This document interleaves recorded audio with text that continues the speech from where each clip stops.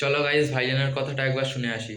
আপনাদের ভোটেই যদি 21-এ কেউ সরকার হতে পারে, আপনাদের ভোটেই যদি 24-এ কেউ এমপি হতে পারে, আপনাদের ভোটেই যদি কেউ প্রধান হতে পারে, তাহলে আজ আপনাকে বাদ দেবে সেই এমএলএ এমপি মন্ত্রী প্রধান করে আমাদের ধরা দরকার আছে না নয়? এই দেশ মোদি অমিত শাহ কারো বাবাকালী সম্পত্তি নয়। যদি কারোর উপরে জুলুম হয়, আমরা পাবলিক যারা দেশকে বিজয় করেছি, আমাদের পূর্বপুরুষদের অবদান আছে, আমরা সংগঠিত ঐক্য হয়ে রাজনীতির বাইরে গিয়ে জনগণ ভারতবাসী এক হয়ে যেভাবে ব্রিটিশদের বিরুদ্ধে লড়াই হয়েছে, আবার লড়াই আমরা করব। রাজি আছেন? যদি রাজি থাকেন উঠে দাঁড়ান। এসআইআর বিষয়টা কি? অ্যাকচুয়ালি ভারতবর্ষের আগে 12 বার 13 বার এসআইআর হয়েছে। নির্বাচন কমিশনরা বলছে 8 বার হয়েছে। আমি এটা ধরেই চলছি।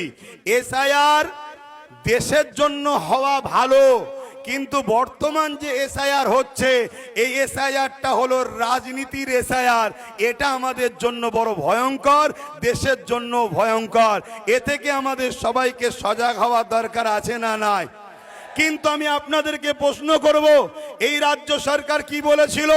আমি বেঁচে থাকতে এসআইআর হতে, জোরে বলুন, হতে। এসআইআর শুরু হয়েছে না হয়নি?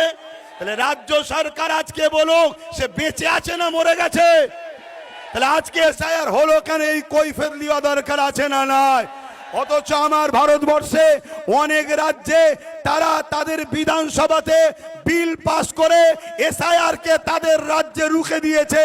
আজকে মুসলমান আমরা রাজ্য সরকারকে 215টার উপরে এমএলএ দিলাম, তারাও তো বিধানসভায় বিল পাস করতে পারত যে আমার বাংলায় এসআইআর আমরা চাই না, এই বিল করা দরকার ছিল না?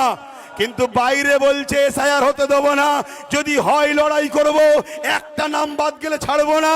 উপরন্তু 221 কোটি টাকা এসআইআর যাতে হয় রাজ্য সরকার খরচ করছে।